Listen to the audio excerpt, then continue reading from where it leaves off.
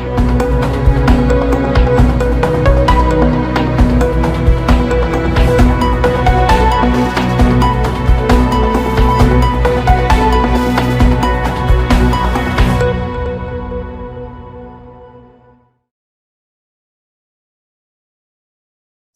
किसान मोर्चा की एक बहुत बड़ी महासभा, एक पंचायत बहुत बड़ी राजधानी दिल्ली के रामलीला मैदान में आयोजित करी गई। देखने वाली बात यह है कि इस आयोजन में हजारों की संख्या में किसान आए हैं। बताया जा रहा है 20 से 30 हजार के बीच में यह संख्या रही है। किसान नेताओं की अगर बात माने तो उनका कहना है कि प्रशासन उनको इस सम्मेलन, इस महापंचायत की इजाजत नहीं दे रहा था। नमस्कार, मैं मोन्टू राजा, एंटी करप्शन इंडिया से स्वागत है आपका।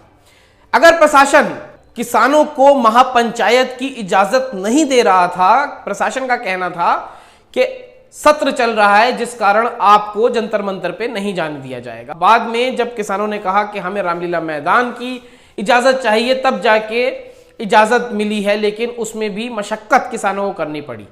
अगर आप धार्मिक संसद या धार्मिक कोई पंचायत करते हैं जहां पे मारकाट की बात होती है, वो आपको इजाजत प्रशासन से मिल जाती है। लेकिन किसान अगर अपने हक हकूक की बात करने के लिए अपनी आवाज उठाना चाहते हैं तो उन्हें परमिशन लेने में, इजाजत लेने में तमाम बार दिक्कतों का सामना करना पड़ता है। आपको याद होगा किसान का जो आंदोलन चला था जिसमें 700 से ज्यादा किसान मर गए थे।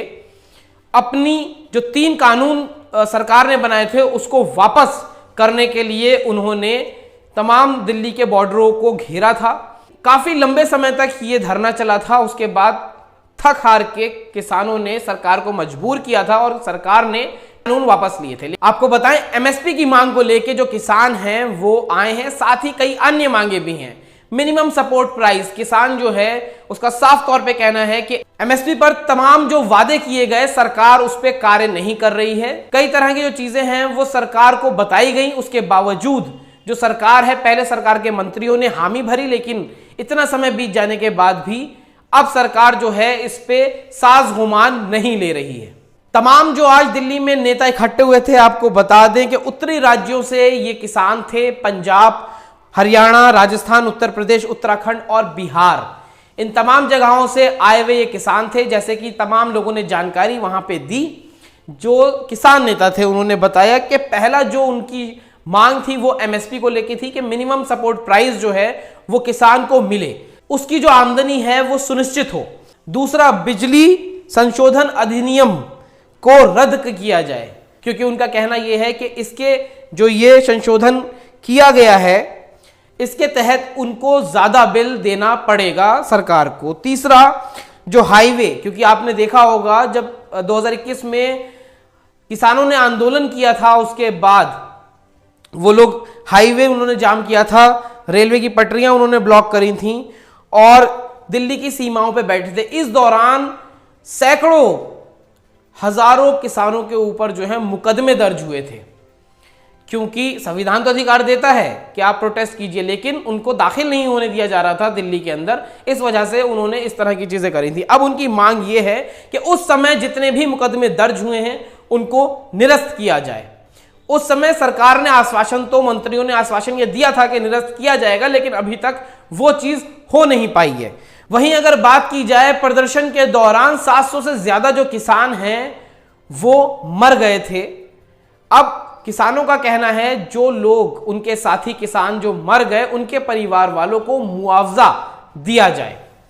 तमाम इस तरह के जो बेसिक्स चीजें हैं, क्योंकि सरकार ने आश्वासन दिया था, अब इतना समय हो गया है वो पूरा नहीं हो पा रहा है, जिस कारण अब जो किसान हैं वो दोबारा सड़कों पे आने की सोच रहे हैं।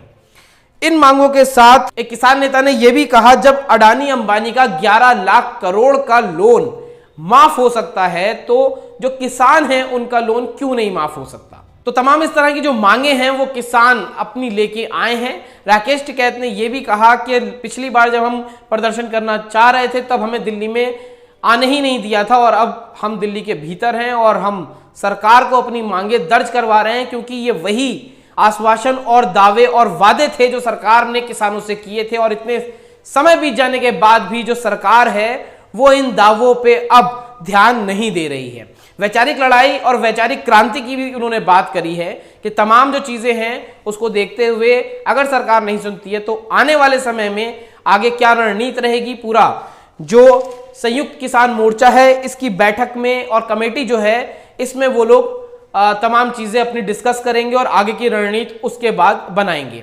इस पूरी चर्चा पे जो किसानों ने, जो किसान की संयुक्त किसान मोर्चा था उसने आज जो दिल्ली का घेराव किया है, हजारों की तादाद में जो संख्या रामलीला मैदान के अंदर दर्ज कराई है और जो अपनी मांगे रखी हैं, उसके बारे में आप अपनी क्या राय रखते हैं, कमेंट द्वारा अपने विचार हमसे आप जरूर साझा करें। अगली अपडेट के साथ आपके सामने फिर प्रस्तुत होंगे। नमस्कार।